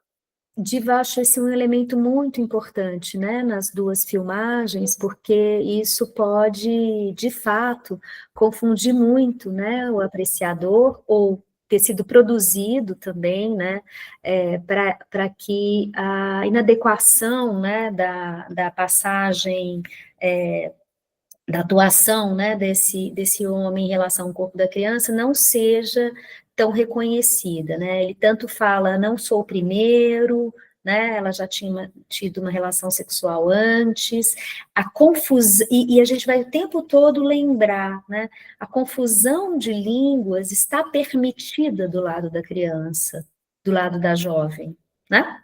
Ela pode se confundir sobre um amor de quem ela também chama pai, né? Porque ela está nessa posição infantil. Quem, né, do ponto de vista tanto subjetivante, né, psíquico, quanto do ponto de vista legal, né? Não pode, é o adulto, né? Então, acho que essa confusão, isso faz uma confusão, né? Faz com que o espectador viva a confusão de línguas, né? Mas acho que é quase como se a solução final, que eu acho que é esse trabalho que a gente está tentando fazer aqui, né? Juntos, como é que a gente desmonta essa confusão? Porque senão a gente fica na confusão, né? O espectador segue na confusão, ele fica com dificuldade de discriminação. E acho que isso, para isso tem um pós-trabalho, que é o que a gente está fazendo aqui, né? E por que motivo, né, o cineasta, por exemplo, porque isso não acontece em Manas, um filme contemporâneo, né? Ele não vai deixar o espectador a seu critério decidir, né? Porque que o problema das identificações são complexos, que quando a gente, por exemplo, no filme Manas, vê o pai inicialmente, você não vai odiá-lo, porque ele também é um pai amoroso, né? Ainda assim, alguma coisa vai se resolver em um outro momento, né? Não é de uma forma maniqueísta, né? Mas ganha, o próprio filme propõe uma resolutividade, né? O que acontece quando o diretor não propõe, né? Qual é a confusão de línguas que os objetos da cultura podem estar produzindo, né? E a gente aqui tentando desfazer os desmentidos também presentes nessas obras. Então, acho que você toca num ponto muito interessante.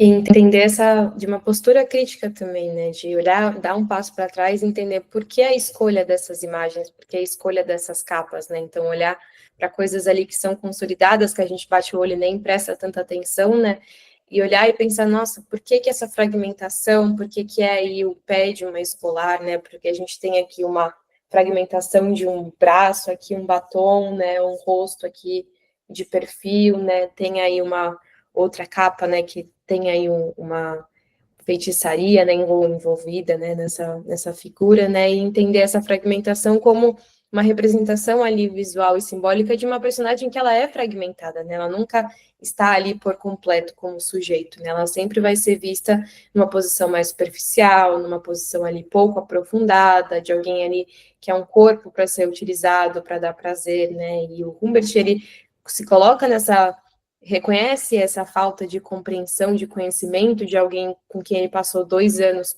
né, todos os dias abusando sexualmente dela, mas ele não sabe nada a respeito dela, né, tem trechos no livro em que ele coloca isso, eu não conheço ela, não sei quem ela é, né, e não conhece esse lado dela da subjetividade, apenas o lado dela como objeto, então, vem nesse ponto de vista também, né, do quanto essas capas, elas reforçam essa postura dela, de alguém que dá o nome para uma obra, mas que ainda é resumido a essa perspectiva visual, estética ali, de alguém que é fragmentada, né? E na nossa pesquisa aqui, a gente usou vários conceitos ali, pensando no estudo de gênero que a Jenny traz, né?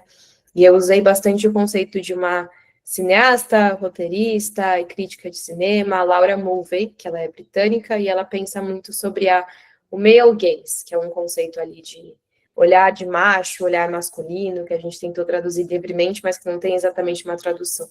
E é um olhar que ele vai pautar o cinema popular, né, que é esse olhar do patriarcado, o olhar ali do desejo masculino, que vai olhar para essas personagens femininas e para essas construções narrativas a partir ali do que é desejável, do que ali me satisfaz, do que me dá prazer, nessa pulsão escopofílica mesmo, do prazer pelo olhar. E sempre as mulheres são reduzidas a isso, a uma fragmentação, a uma visão superficial, a um lado ali que não vai abordar a subjetividade, mas que elas sempre estão a serviço, né, dos homens.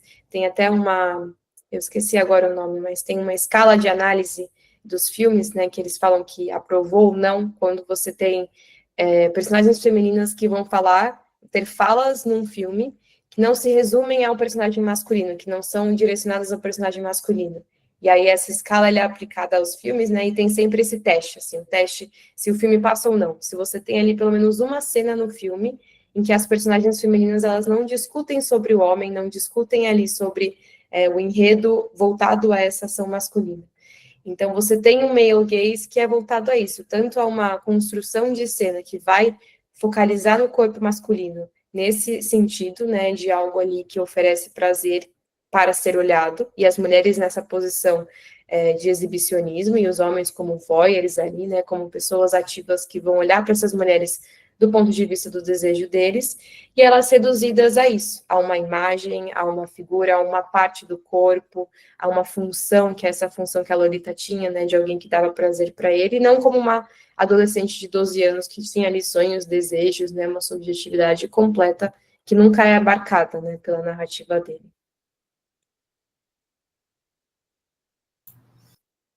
E aí eu acho que entrando um pouco mais, né, nesses estudos de gênero, tem uma coisa, né, que é o cinema, como a gente, né, abre aqui o evento e vai falando, tem esse poder de alcance e de disseminação de uma ideologia muito clara, né? E aí tem uma Nelly, autora... já a gente passa a palavra para você, tá bom? Oi? Eu acho que eu travei, gente. Vocês me ouvem? Meu computador tá meio travado, mas eu vou falando, então. A gente está escutando, Jenny. Beleza. Beleza. Tem uma autora que a gente usou também, que ela é muito boa, né? Que é uma filósofa, que é a Teresa de Lauretis.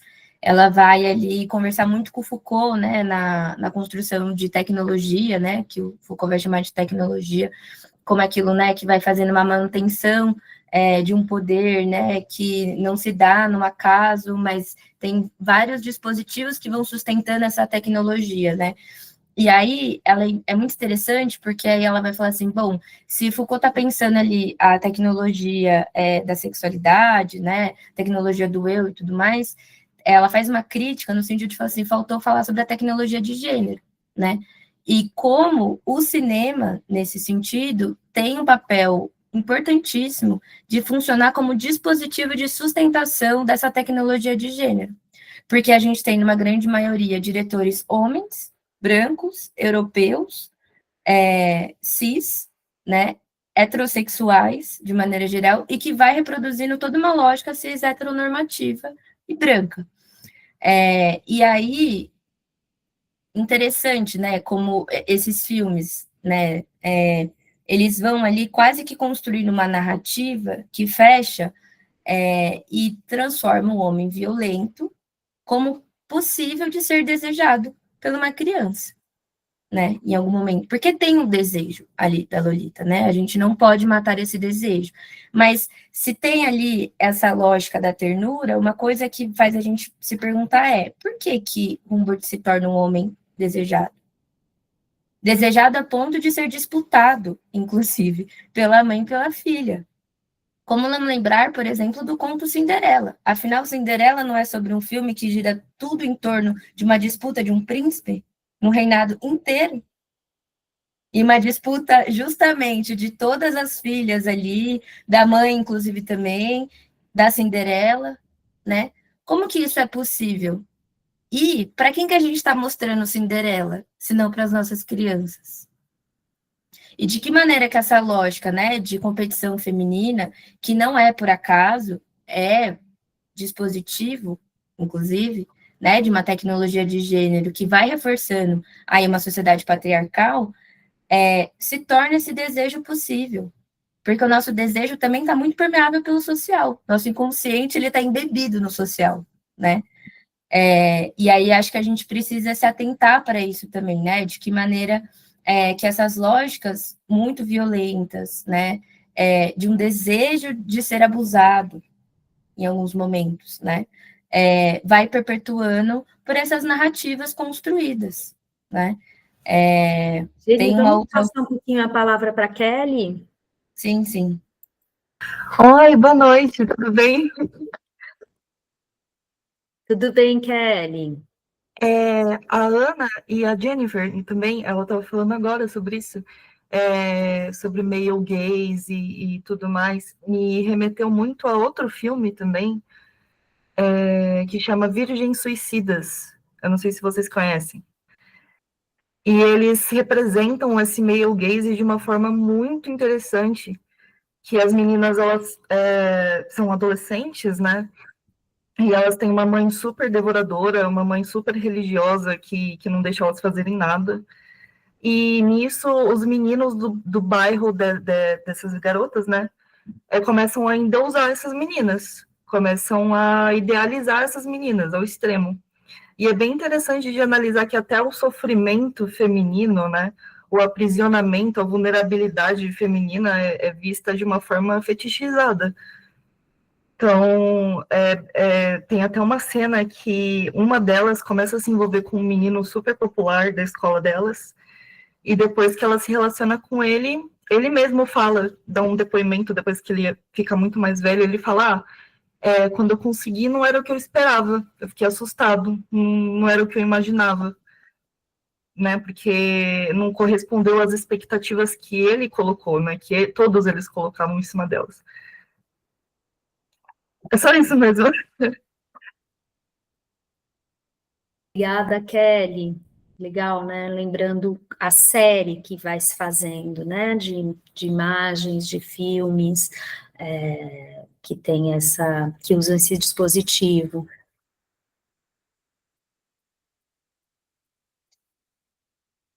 E é sempre um aspecto muito interessante, né, quando a gente vai apresentar esse tema, né, a gente tem feito aí, eu, Jenny e a Adriana, a gente tem feito aí participações em discussões, debates, eventos, né, e sempre vai ter alguém que vai colocar ali um filme que remeteu, eu me lembrei de uma série que eu assisti, eu me lembrei de uma história que eu li, de uma notícia que eu li, né, então é interessante sempre trazer essas associações atuais e contemporâneas, ou talvez um pouco menos contemporâneas, né, esse filme é um pouco mais antigo, mas entender aí de que forma a Lolita vai remetendo a gente a outras histórias e narrativas que vão abordando esse tema, né, e vão reatualizando todos esses temas complexos que aparecem, né, numa narrativa de um filme, de um livro de 55, né. Daniel? É muito legal, porque eu lembrei de um texto do Freud que chama A Dissecção da Personalidade Psíquica, que é de 33, e eu acho que ele super conversa com o que a Jane estava falando, e também com outras questões relacionadas a racismo, que o Freud fala, né, que o superego é passado de pai para filho, assim, você constrói seu superego com o superego dos seus pais, dos seus cuidadores. E aí demora muitas gerações para você ir desconstruindo o preconceito, qualquer preconceito que seja, qualquer coisa que está internalizado no seu superego, porque, poxa, leva muito tempo, né, para você fazer essa desconstrução de toda uma população, uma comunidade toda. E eu achei que conversa super isso aqui, esse comentário. É muito legal esse texto.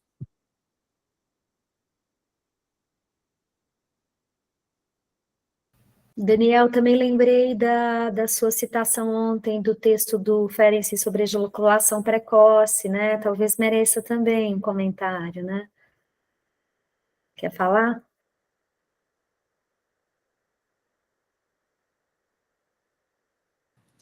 Eu vou pensar um pouco, e aí eu tento... Tá bem.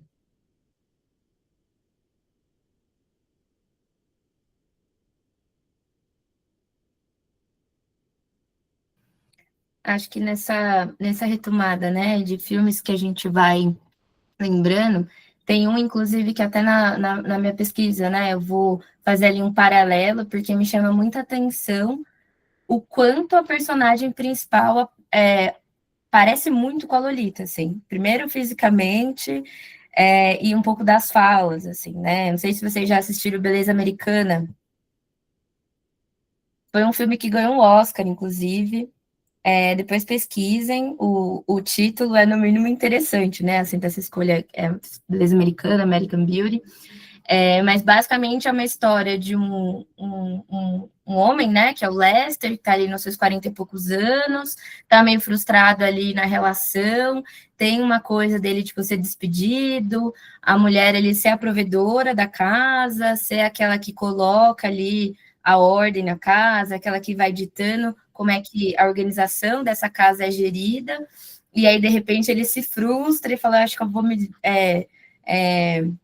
divorciar dela e tudo mais, vai numa apresentação de escola da filha, que é uma adolescente, aí vê uma apresentação de uma líder de torcida, que é a Ângela, que é idêntica à Lolita, e ali rola uma sedução na cabeça dele, assim, né? Então, de repente, o cenário muda, né, no filme, né, que aparece. Não tem mais ninguém em volta, de repente ela tá ali seduzindo ele, sensualizando para ele, e ele começa a construir toda uma narrativa, assim, que ela tá super interessada nele, que ele vai começar a fazer academia, né, para poder cuidar do corpo, e aí, de repente, ele vai ser um homem independente, ele não vai deixar a mulher dele mandar nele, tem umas coisas assim meio cômicas, né, mas chama muita atenção as falas, inclusive, da Ângela, né, porque a Ângela é essa menina que compra esse discurso, né, desse dispositivo amoroso, e o que ela pode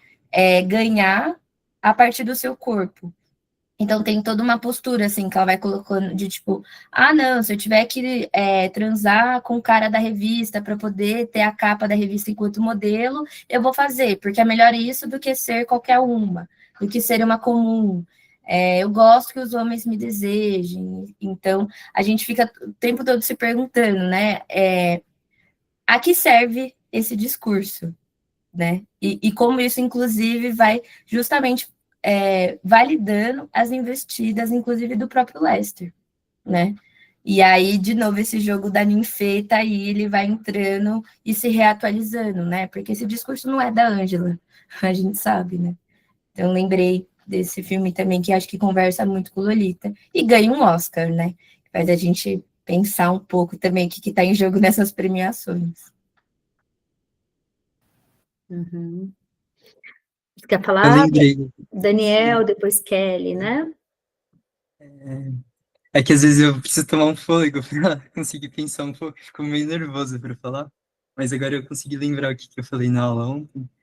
E tem um texto do Ferenczi que é de 1908, se não me engano, que é sobre ejaculação precoce. Eu não lembro se é da ejaculação precoce o título do texto, mas eu acho que é isso. E aí é muito legal, porque o Ferenczi, ele está analisando pacientes que estão relatando impotência sexual. E aí ele tem um olhar assim para esse fenômeno que está acontecendo, de que tem toda uma história do porquê no momento atual ele tem essa impotência sexual com a esposa dele. E aí, por exemplo, ele pega e começa a perceber que os homens são introduzidos ao putz, eu esqueci a palavra, mas os homens começam a ter as relações sexuais muito cedo com prostitutas e assim, ele não se preocupa com o prazer que a mulher está sentindo, com o que a mulher sente, assim, não se preocupa com nada, ele só tá lá para ir lá e gozar e pronto, sabe? E aí, quando ele tá com a esposa dele, é uma esposa que nunca teve experiência sexual nenhuma, e aí ela vai, começa a se relacionar com ele, e ela não consegue satisfazer ele porque ela nunca teve experiência nenhuma, e ele teve experiência, só que é uma experiência que ele não aprendeu a realmente dar prazer a uma mulher, porque ele nunca se preocupou com isso, e aí nenhum dos dois goza, assim, sabe? É muito interessante, assim, porque acho que nessa época eles pensariam assim, ah, por que será que essa mulher não está conseguindo satisfazer o marido, sabe? E aí nesse texto o Ferenc está olhando por que esse homem não consegue sentir prazer com uma mulher, sabe? É muito legal esse texto. É bem do comecinho das obras do Ferenc. Acho que se bobear o primeiro texto. É muito interessante, porque ele está clinicamente reconhecendo as dificuldades nas relações sexuais entre homens e mulheres, né, que foram também condicionadas, né, por uma estrutura onde se separa as experiências afetivas amorosas das experiências sexuais, não é? E onde tem uma objetalização da mulher, geralmente a prostituta, fora, né, do casamento, e uma dessexualização da esposa, né? Que fica numa posição ou maternal ou filial, né? E a possibilidade de um encontro propriamente que seja simultaneamente amoroso e erótico, né? Fica muito atrapalhada. E como você disse, né? Isso, pensar como isso ainda está introjetado nas nossas experiências, né? E permanece, se repete. Eu acho que tem toda uma atualidade, né? Kelly tinha levantado a mão, Jennifer também.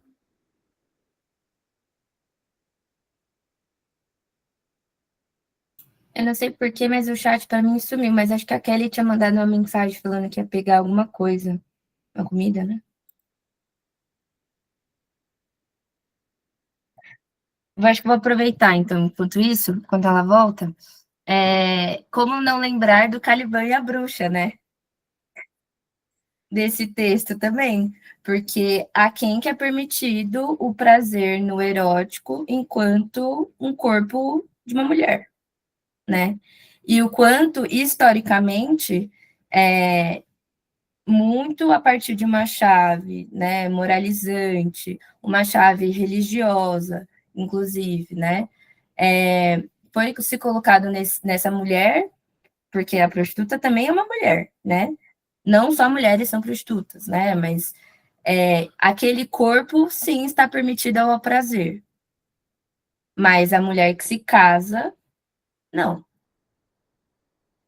E aí o quanto também, acho que, e aí voltando para Lolita, né? Porque eu acho que também tem uma outra chave de Lolita que acho que é importante a gente destacar, assim, né? Porque justamente não colocando ela nessa postura, né? E não fazendo o que a gente vai vendo que os diretores fazem, e aquilo que o próprio Hubert faz, né? Que é dessubjetivando a Lolita, ou dando uma subjetividade emprestada a partir de sua lente, a partir do meio gays, nesse sentido que ela tem essa dinâmica, né, de, tá bom, eu transo aqui com você, mas você me deixa ir no teatro. Eu transo aqui com você, mas você me dá um dinheiro e eu vou juntar esse dinheiro para uma hora fugir, né? Acho também importante a gente não passar por cima disso também, né, no sentido de também reconhecer ali uma forma de resistência possível naquele momento. Afinal, ela não tem família, ela não só sofre violência, né, sexual, mas também patrimonial, física, psicológica, né? Ela não tem nenhuma rede de apoio naquele momento, né? E ela foi raptada. Coloca-se até uma esperança, inclusive, no próprio Kilt, né? De poder fugir aí desse homem e ser uma atriz de Hollywood, né? É a aposta que ela faz, inclusive, e depois descobre que, né, esse diretor, cineasta, inclusive, muito, muito cômico, né? Você vê que o Nabokov, ele é certeiro, assim, né? Na verdade, promovia na casa dele grandes festas de orgia, né? E ao momento ela sai e depois se casa com um operário ali. E aí tem aquela cena final, né? Que ela vai pedir, manda uma carta, pede dinheiro para ele e tudo mais, né? Então, acho importante também que a gente possa reconhecer que mesmo diante do trauma, ainda tem uma aposta nessa vida, né? Uma aposta de uma resistência possível naquele momento, né? Que eu acho que também não reconhecer isso, né? Não conhecer essa sagacidade da Lolita nesse sentido, né? Pelo menos daquilo que é narrado, é justamente dessubjetivar ela novamente, né? Então, acho importante também que a gente possa ir reconhecendo isso também. Eu acho que até diante, assim, de um cenário que a pessoa tem aquela pulsão de morte, aquele aniquilamento, aquele movimento para a morte mesmo, até pessoas que têm pensamentos suicidas, é uma tentativa, assim, de lidar com aquele trauma, assim, de uma forma que, nossa, uma tentativa de elaborar, né, aquele trauma. Porque, por exemplo, eu vou tentar pensar melhor para dar um exemplo bom. Tá, eu vou pegar só mais 2 minutinhos e aí eu ligo o microfone de novo para tentar dar um exemplo melhor. Sim, acho que esse ponto que a gente está chegando, ele é um ponto muito interessante que a gente precisa poder pensar. A gente tem um risco muito grande, né, de, ao pensar subjetividades clivadas, que experimentaram traumas, que estão fragmentadas, que de fato quais seriam as saídas, né? O nosso risco seria psicopatologizar essas subjetividades e pensá-las como, né, quase como uma solução impossível. E a própria experiência intensa de crise afetiva, talvez seja por aí que você esteja querendo falar, né, Daniel? Ela é uma tentativa de pedir socorro, uma tentativa de resgate, e uma aproximação dessa experiência que se descongela, né, pensando um pouco na cripta, né, do Abraham Torok, da casca e do núcleo, né, que está saindo de uma solução encriptada, fechada, congelada, né, muito mortificante, para produzir dor, né, e poder transformar dor em sofrimento, e poder transformar uma experiência de sofrimento numa experiência elaborável, né? Então, eu acho que a gente vai, sim, e também pensar como essas subjetividades também são resilientes, criativas, e há possibilidades, né? A Lolita, ela vai fugir, né, sair ali numa condição doente, né, ela está hospitalizada, ela encontra uma brecha, né, para escapar. E quão importante é fazer qualquer tipo de acolhimento. É curioso pensar que acolhimento também foi esse, né, de mais um homem, que também, que é importante que a gente vá pensar. Esse é um personagem que não aparece muito, né, o pai do filho dela, né, e a gente quer poder acreditar que também possa ser um outro tipo de homem, né, que algo da repetição tenha se interrompido. Isso também é pensar numa vitalização e também fazer a crítica, né, aos homens que também estão submetidos ao patriarcado e que são violentos por isso, mas que também há saídas, há brechas, né, por isso a gente está aqui, né, e que a luta, digamos, né, contra o patriarcado, contra a violência contra a mulher, etc., é também uma luta masculina, dos homens, né? Então, acho que isso é fundamental para que a gente não incorra também numa guerra entre sexos, né, ou entre gêneros, etc., que não vai nos levar muito longe também, né, acho que a gente está querendo fazer convergências de reflexões, porque esse é um tipo de sofrimento que atinge a todos, né.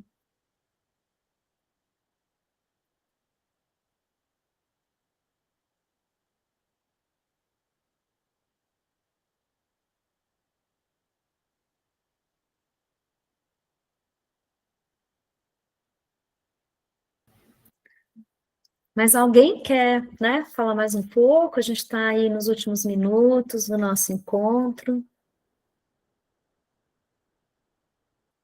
Kelly voltou. Oi, voltei, perdão. É, eu recentemente estava vendo uma novela brasileira que chama Verdades Secretas, bem famosa também. E aí eu comecei a analisar e eu comecei a perceber algumas semelhanças com Lolita também.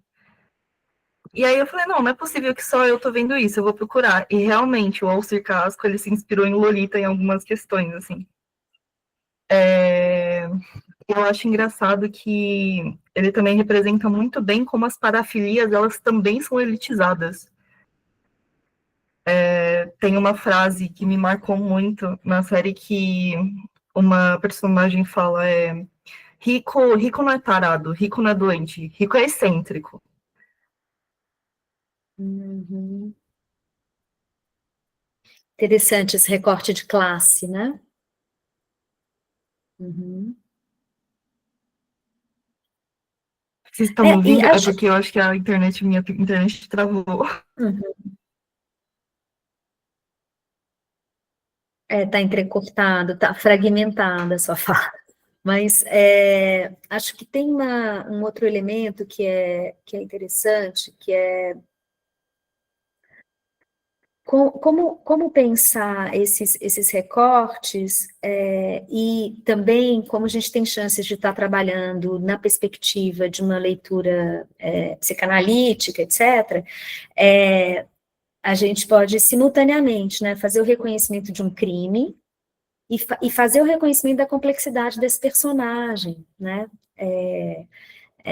de também compreender ali um funcionamento psicopatológico.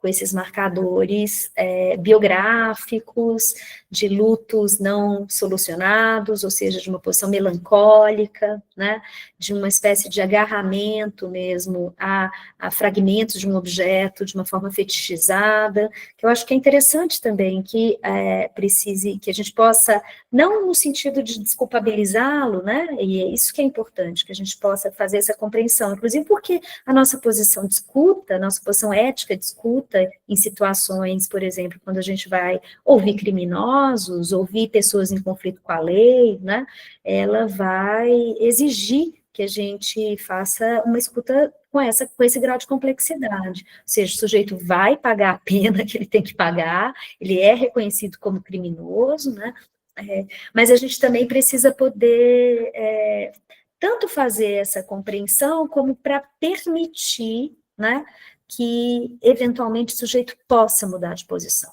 né.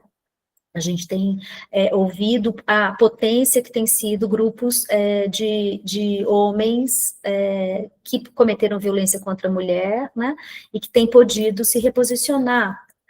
Então, acho que tem um trabalho importante ético que a gente tem que sustentar, que é fazer o reconhecimento do patriarcado, como ele e das violências do patriarcado, como ele acomete as vítimas diretas, evidentemente, e quem também produz, né? A gente que essa produção discursiva, esse dispositivo tecnológico, né, de construção de gênero que também produz, sustenta violências, de novo, né, os homens também estão submetidos a ela, né? Acho que isso nos ajuda muito a complexificar o debate, a chamar, convidar os homens para participar, né, desse debate, a atuar a partir dele,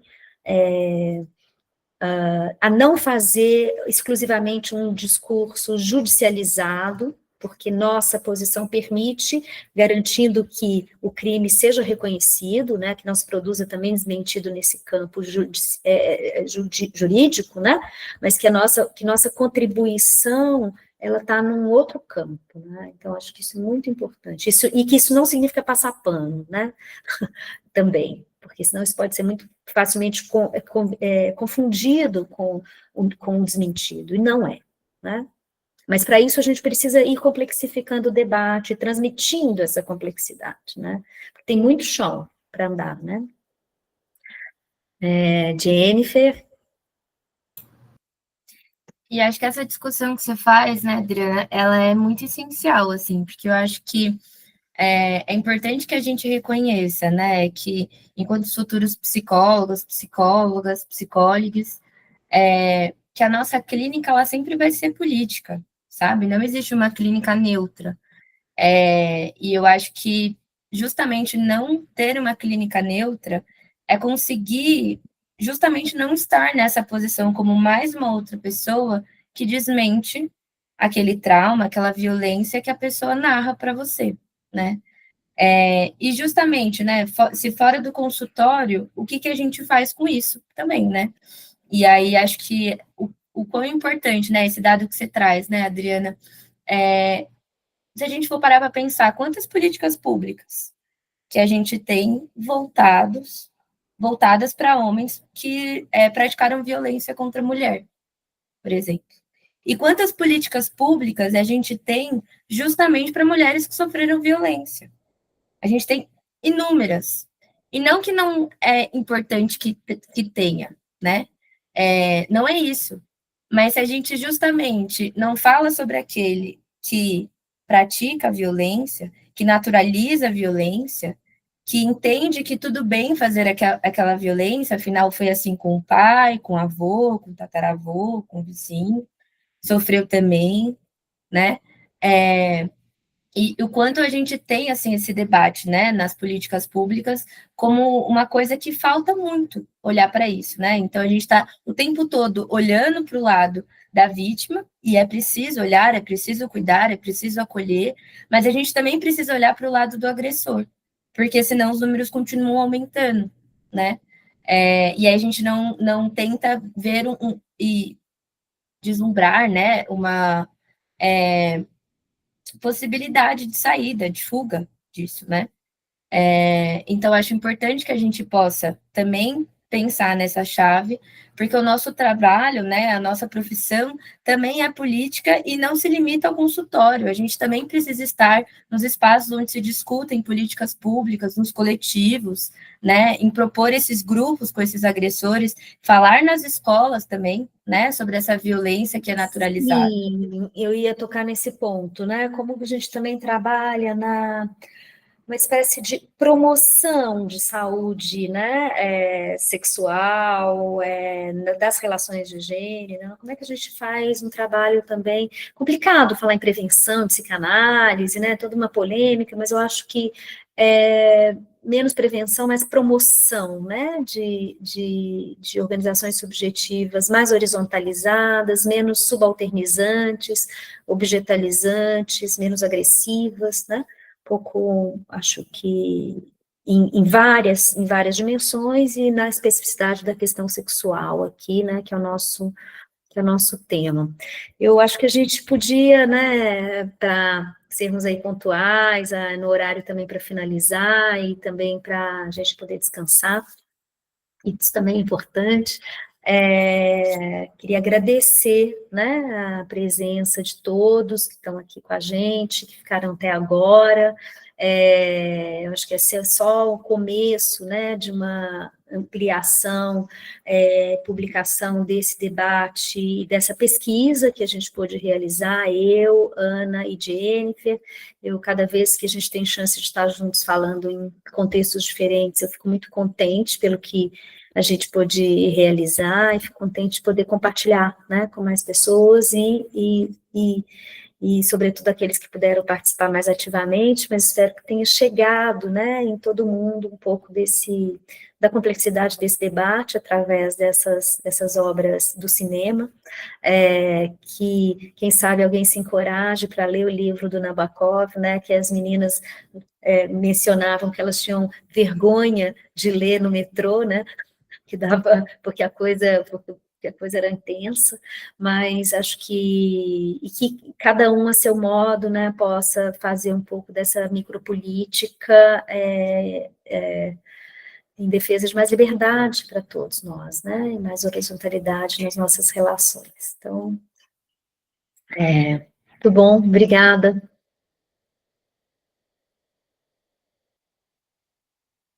Tchau, tchau. Tchau, gente. Bom descanso. Obrigada por Tchau, terem tchau. vindo. Parabéns pelo debate, pela Gratidão. apresentação. Foi muito gostoso.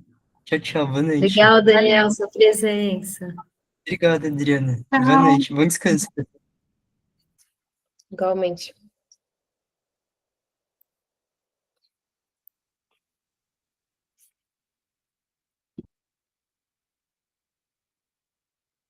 Tchau, meninas. Tchau. Eu achei que a gente ia fazer um fechamentozinho. Por isso que eu fiquei esperando. Desculpe-me, atravessei. Qual que era o seu fechamentozinho, Jennifer? Ainda tá em tempo. Não, da gente mesmo. Ah, da gente Só, mesmo. gente, foi muito legal, né? Foi bastante Sim. gente. Sim, muito legal. Que venham mais. Aí vamos tentar publicar ainda, né? Sim. Vamos. É isso. Muito bem. Um beijo para vocês. Beijo, Bom gente. Bom descanso. descanso.